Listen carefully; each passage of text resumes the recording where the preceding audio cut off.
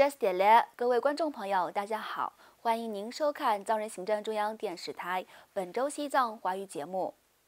今天是藏历2146年1月18号，公元2019年2月22号。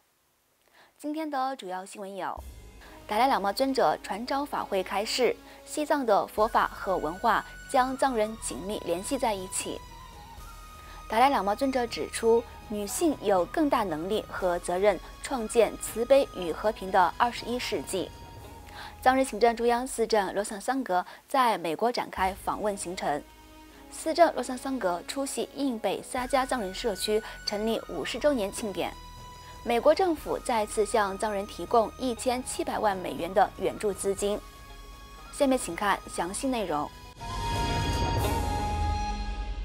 西藏精神领袖达赖喇嘛尊者于本周二2月19号在达兰萨拉大乘法院举行的藏历土猪新年正月15神变月法会上，向聚集的数千名各国僧俗信众教授《佛陀本生传》等经典。尊者在讲法过程中强调了藏文所记载的那兰陀佛法珍贵之处，并指出中国的入侵也使得佛法伴随流亡藏人走向世界，犹如因祸得福。不仅如此，正是这一独特文明在历史沉浮中将各区域藏人紧密联系在一起。尊者鼓励大家继续努力，并指出西藏正义事业离成功已不远。在当天的法会上，达赖喇嘛尊者还为来自世界各国的信众传授了由格西朗日唐巴所著、以菩提心为主题且具有巨大加持力的修心论点《修心八颂》和由宗喀巴大师所著的殊胜论点《缘起赞》等妙法。此外，达赖喇嘛尊者从2月20号开始，在印度北部的达兰萨拉大乘法院，向来自45个国家的7000多名信众传授了轻便论师所著的《中观心要论》等妙法，并在法会上呼吁各方信众要成为一名合格的21世纪的佛教徒。尊者表示，宗喀巴大师在《密宗道次地广论》的第1品末端呼吁弟子们应该以清净智慧去净除我们慧眼的污垢，用慧眼观察的方式了知真相，如此来寻求法义。这句话很明确地提到，学佛靠的不仅仅是信仰而已，更重要的是透过真理来了知真相为何。另外，2月18号上午，达赖喇嘛尊者在达兰萨拉官邸接见了印度工商联合会年轻女性组织德利分会的数十名成员。尊者向该组织成员们指出，当前人类不应该重复20世纪的战争暴力，而应该创建慈悲和平的21世纪。达赖喇嘛尊者在发表讲话时表示，在21世纪，我们应该特别努力地促进人类的慈悲利他之心。在这方面，女性应该在教育领域发挥更积极的作用，以促进更深层次的人类价值观。尊者进一步指出，女性是人性善良和慈悲的榜样，比男性更加富有同情心，而这些都是母性所体现的品质。因此，女性在领导21世纪成为一个和平的世纪方面发挥着重要的作用。在谈到发挥女性潜力的话题时，尊者重申了他对未来产生女性达赖喇嘛可能性的立场，并指出佛教为男女两性提供了平等权利，未来可能会出现一位女性达赖喇嘛。尊者还指出，女性也有平等的学习佛法的权利，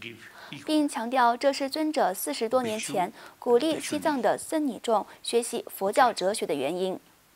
此外，藏人行政中央司政罗萨桑格于2月14号在访问美国期间，应邀出席美国罗德岛大学非暴力和平研究中心举办的讲座会，并发表主题为“西藏人民的非暴力斗争与国际关系”的演讲。司政罗桑桑格在该中心向100多名师生发表演讲时指出，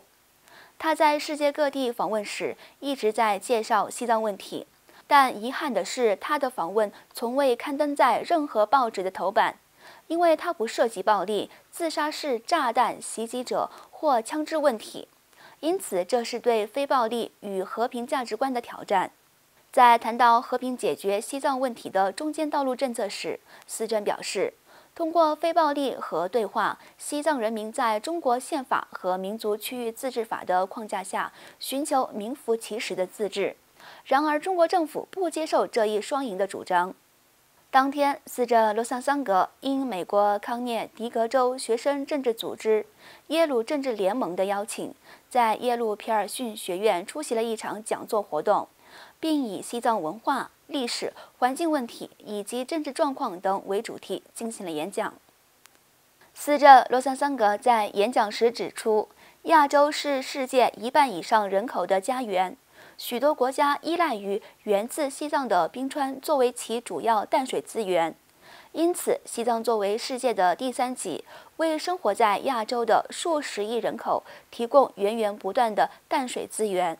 司政进一步指出，中国政府无视西藏生态恶化和猖獗的开采矿产，只会使西藏的冰川迅速消退。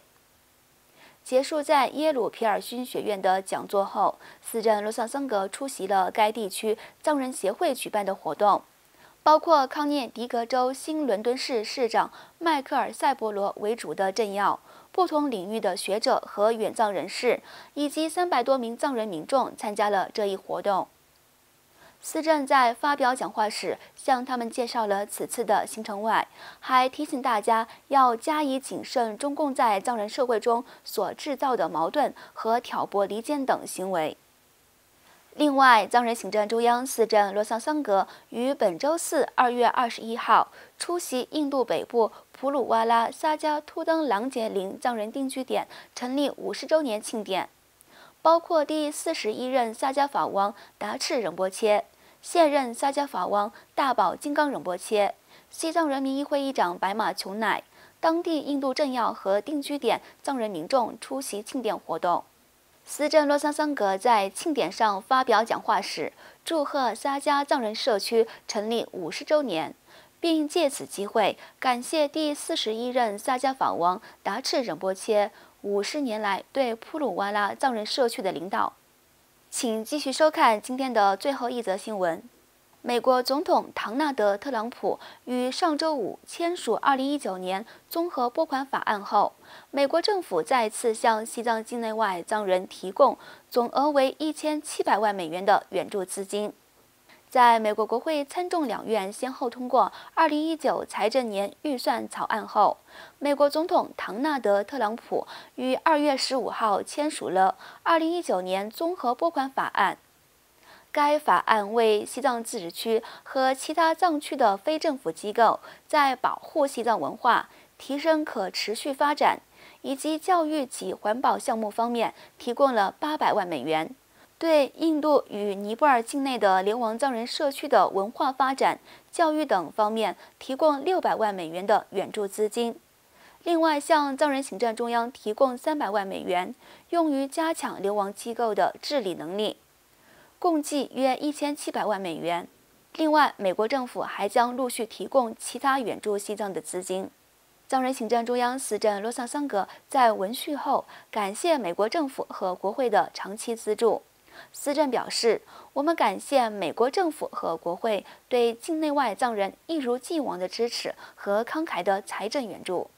观众朋友，藏人行政中央电视台本周西藏华语节目就到此结束了，感谢大家的收看，我们下期同一时间再会。